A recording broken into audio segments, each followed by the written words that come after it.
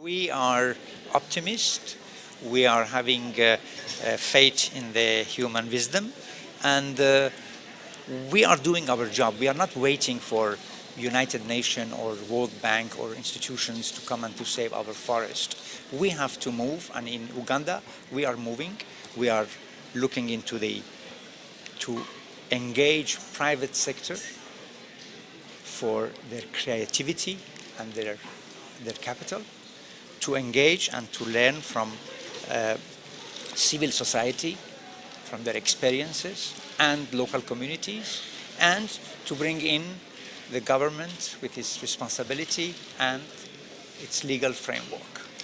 Even if the big polluting nations, the United States, Russia, Japan, etc., are not fully on board, can Africa, can Uganda still work in isolation, unilaterally to solve the problems? Absolutely, absolutely. Our goal is to preserve the rainforest. As you know, the rainforests are representing the lung of humanity.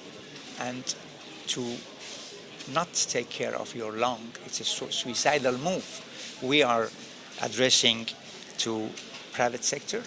We are using and we are asking the civil society and the NGOs to help us. We will talk to the indigenous community to learn from them, and obviously the government will do as much as it can.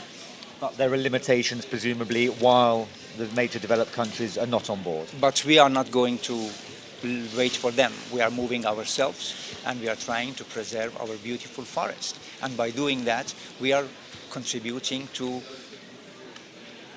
save the world. But I would like to talk maybe very briefly about water.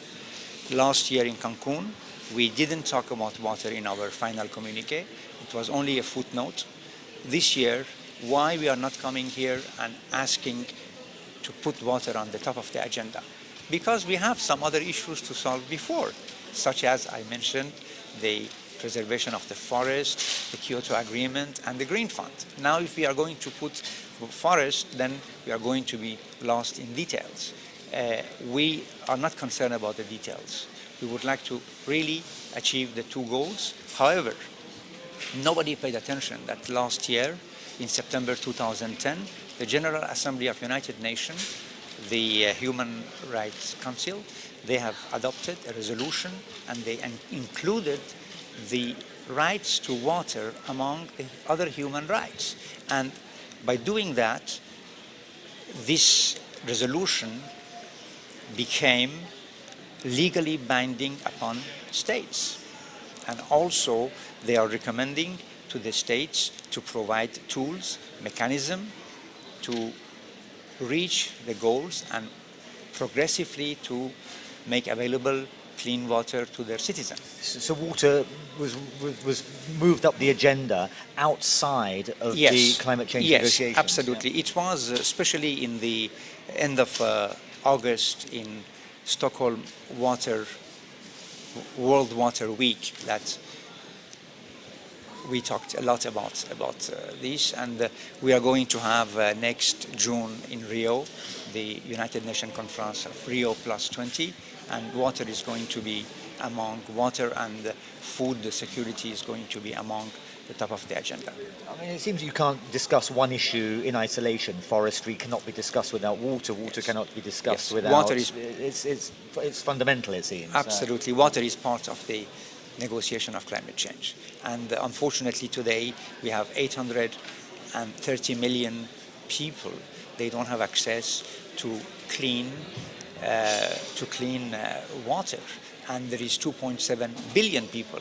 They don't have access to normal sanitation. And we need also to think about that. This is within the resolution of United Nations of Human Rights last year. What are the implications for those 830 million who don't have access to clean water? What are the effects on health, on general livelihood? Well, unfortunately, it's going to put pressure on the World Health Organization, because these people, they are getting blind because they are drinking unsafe water. They are having diarrhea, they are having typhoid, and they are going to put pressure on the governments and on the international organization later. It's better to bring them the clean water safe, clean, accessible, affordable water today. And we are going to prevent a lot of problem later. Well, it all seems blatantly obvious and simple. The problem is simple. The solution, obviously, not quite Well, as the simple. solution is money. Yeah. And the developing country, they don't want to put the money because they have their own problems, they have their own financial crisis, they have their own budget crisis, etc., etc. But bottom line is money, and also for climate change, we have to think about eradication of poverty, which is going to help a lot to the preservation of the forest.